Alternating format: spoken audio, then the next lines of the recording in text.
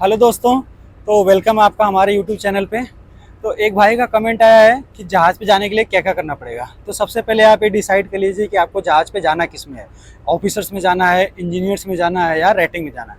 तो जैसा कि मैं रेटिंग बैकग्राउंड से हूँ, तो मैं आपको रेटिंग के बारे में बताता हूँ। रेटिंग के बारे में आपको बताता हूँ कि आपको रेटिंग में जाने के लिए कोर्स क्या क्या करना पड़ेगा, क्वालिफिकेशन क्या है, आपकी एज क्या होगी और इंस्टीट्यूट के नॉर्मल नाम। तो सबसे पहले मैं बता देना चाहता हूँ कि एज आपका 18 से 25 के बीच में होना चाहिए। और आपका जो क्वालिफिकेशन वो हाई स्कूल पास होना चाहिए, 40% मार्क्स से ऊपर होना चाहिए। जो आपका पासिंग मार्क है वो 40% के ऊपर होना चाहिए। और जो इंग्लिश है, इंग्लिश में स्पेशली जो इंग्लिश का सब्जेक्ट है उसमें 40% से ऊपर होना चाहिए। अगर आपका हाई स्कूल में नहीं है तो कोई बात नहीं, आप इंटर के बेसिस पे भी कर सकते हैं। अगर आपका इंटर में सेम चीज़, इंटर में भी अगर आपका 40% के ऊपर है और स्पेशली इंग्लिश में जब 40% के ऊपर है तो आप इंटर के बेसिस पे भी करा सकते हैं। दोनों में से कोई भी एक में होना चाहिए।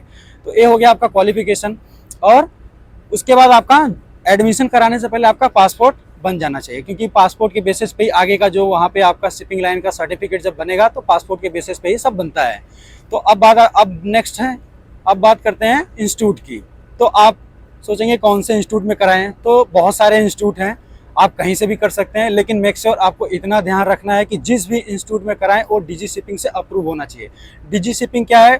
ये शिपिंग गवर्नमेंट ऑफ इंडिया है। जो भी कोई नया इंस्टीट्यूट खोलता है तो गवर्नमेंट ऑफ इंडिया उसको परमिशन देती है, अप्रूव देती है कि हाँ आप इंस्टीट्यूट चला सकते हैं। जैसे कोई इंस्टीट्यूट खोला तो इंस्टीट्यूट खोलने के बाद वो अप्रूवल लेने जाएगा डीजी शिपिंग के यहाँ, डायरेक्टर जनरल ऑफ शिपिंग।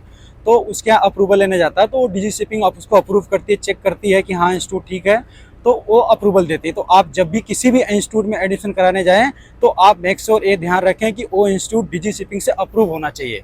तो ये हो गया आपका इंस्टीट्यूट में। आप नॉर्मली इंस्टीट्यूट सर्च भी कर सकते हैं। आप जीपी रेटिंग कोर्स के लिए अगर आप सर्च करेंगे गूगल पे तो बहुत सारे इंस्टीट्यूट मिलेंगे। जैसा कि मैंने आपको बताया, आपको सर्च करना है कि जो भी इंस्टीट्यूट में आप जाएं वो डीजी शिपिंग से अप्रूव होना चाहिए। जैसे कि मैं 2-3 नाम लेता हूँ, मैं नाम लेता हूँ, आप नाम बाद में नेट पे भी सर्च कर सकते हैं। इसकी फीसेस भी आपको पता चल जाएंगे कितनी फीस है। तो जैसे TS रहमान हो गया और BP मरीन हो गया, उसके बाद आपका नूसी हो गया, उसके बाद AMET हो गया। तो ये सब जो कॉलेज हैं ये अच्छे कॉलेज हैं, आप यहाँ से कर सकते हैं आप जाके। लेकिन किसी के भरोसे मत जाइए, खुद जाइए, किसी को मत बोलिए। इस लाइन में जैसा कि मैंने फ्रॉड होता है तो मैंने पहले भी बताया, तो आप किसी के पर भरोसा मत करिए। आप खुद जाइए, खुद वहाँ से सर्च करिए और वहाँ पे जाके अपने आप खुद से पता करिए। 2-4 इंस्टीट्यूट आप इन सब इंस्टीट्यूट के बारे में सर्च कर सकते हैं। और इस लाइन में फ्रॉड बहुत होता है, तो आप मेक श्योर आप अपने ऊपर जाके खुद के भरोसे पे जाके अपना सर्च करिए। नेट आपके पास है, आप सर्च करिए, किसी को और भरोसा मत करिए। इंस्टीट्यूट में सर्च करिए, हाँ ये इंस्टीट्यूट है। नॉर्मली मैं आपको 2-3 नाम बता दिया। जैसे आप TS रहमान का आप सर्च करेंगे तो उसका एड्रेस, जीमेल, ईमेल आईडी और अपना लैंडलाइन नंबर वो सब मिल जाएगा। तो वहाँ से आपको फीसेस भी पता चल जाएंगे कितनी फ़ीस उसकी है। तो नॉर्मली आप ऐसे भी जितने भी सारे इंस्टीट्यूट है आप सर्च करेंगे तो उन सारे इंस्टीट्यूट का नाम आ जाएगा। तो आप उसके बाद उस इंस्टीट्यूट में खुद से जाएंगे, वहाँ पे रिसेप्शन पे सारी चीज़ें पूछेंगे तो आपको सारी जानकारी मिल जाएगी। आप किसी के भरोसे मत जाइए। इस लाइन में जैसा कि मैंने बताया कि फ्रॉड बहुत होता है, तो आप ध्यान रखें इस चीज़ का और इंस्टीट्यूट में खुद से जाके रिसेप्शन पे सारी जानकारी लें। अब बात आती है एडमिशन की।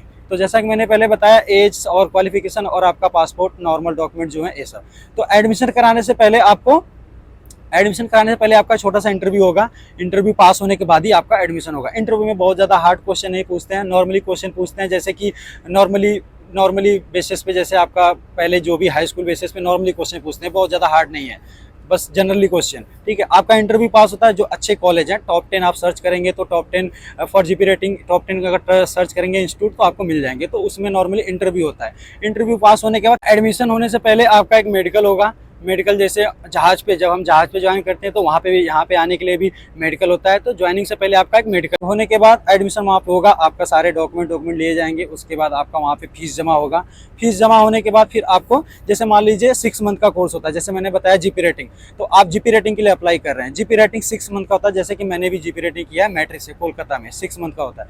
तो साल में 2 बैच होते हैं। तो आप एडमिशन कराने जाएंगे तो मान लो जो बैच चल रहा है उसके नेक्स्ट बैच में आपको क्लासेस होने लगेगा, तो आपका क्लासेस मतलब ऐड हो जाएगा। तो आप वहाँ पे, आपका सारा फीस हो गया, प्रोसेस हो गया। उसके बाद आप वहाँ पे एडमिशन होने के बाद फिर आपको डेट मिल जाएगा कि इस डेट से आपका क्लास चालू होगा। तो उसके 1-2 दिन पहले आप इंस्टीट्यूट में आपको रिपोर्ट करना रहता है। फिर आप इंस्टीट्यूट में रिपोर्ट करेंगे। उसके बाद आपका वहाँ से कोर्सेज चालू होगा। अब कोर्सेज के बारे में बताते हैं। कोर्सेज क्या है? 6 मंथ का कोर्स होता है, 2 बुक होती है आप वहाँ पे जाएंगे, आपको सारी जानकारी हो जाएगी। 6 मंथ का कोर्स होता है। 6 मंथ का कोर्स होने के बाद 6 मंथ का कोर्स होने के बाद फिर आपका फाइनल एक एग्जाम होता है। फाइनल एग्जाम होता है। फाइनल एग्जाम होने के बाद फिर आपके रिजल्ट आते हैं। और जब आपका कोर्सेज चल रहा होता है उस बीच में आपके STCW सर्टिफिकेट होते हैं, जो शिपिंग लाइन में बहुत जरूरी होते हैं, STCW सर्टिफिकेट। तो ये जब आपका कोर्स चल रहा होता है उसी टाइम बीच में कोर्स के पीरियड में आपके ये सारे कोर्सेज हो जाते हैं। फिर जब आप फाइनल एग्जाम दे दोगे तो कॉलेज से जब आप जाने लगे तो आपको STCW के सर्टिफिकेट और प्रीसी ट्रेनिंग के जो सर्टिफिकेट है, कि प्रीसी ट्रेनिंग मतलब आपने इस इंस्टीट्यूट से कोर्स किया है, ये सारा सर्टिफिकेट आपको मिल जाता है। उसके बाद आपका फाइनल एग्जाम देने के बाद CDC मिलती है। CDC कैसा होता है? सेम पासपोर्ट की तरह होता है। CDC का नाम होता है कंटिन्यूअस डिस्चार्ज सर्टिफिकेट। ये इसको सीमेन बुक भी बोलते हैं, जो जहाज पे जाने के लिए बहुत जरूरी है। तो जब आप पास हो जाएंगे, पास होने के बाद ये जो CDC है ये बाई कुरियर आपके एड्रेस पे आएगी। जो आपका पासपोर्ट का एड्रेस रहेगा उस एड्रेस पे आपके घर पे जाएगी। अब CDC बुक आ गई। अब CDC बुक आने के बाद फिर आप एक बढ़िया सा अपना रिज्यूम बनाइए। बढ़िया सा रिज्यूम बनाने के बाद आप कंपनी में अप्लाई कर सकते हैं। उसके बाद आप कंपनी में अप्लाई कर सकते हैं।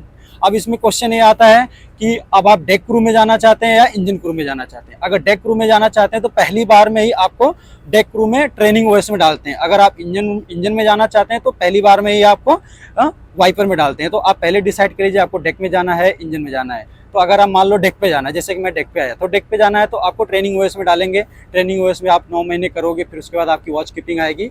तो उसके बाद धीरे धीरे आपका एक्सपीरियंस जुड़ता जाएगा। तो आप ऐसा नहीं होगा कि एक बार आप डेक पे गए फिर एक बार आप इंजन में गए। एक बार जिसमें चले गए आप फिर उसी में कंटिन्यू कर सकते हैं।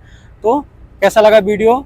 अगर अच्छा लगा तो लाइक और सब्सक्राइब करें। अगर कोई भी डाउट है तो आप हमें कमेंट करें, मैं आपका डाउट क्लियर जरूर करूँगा। थैंक यू दोस्तों।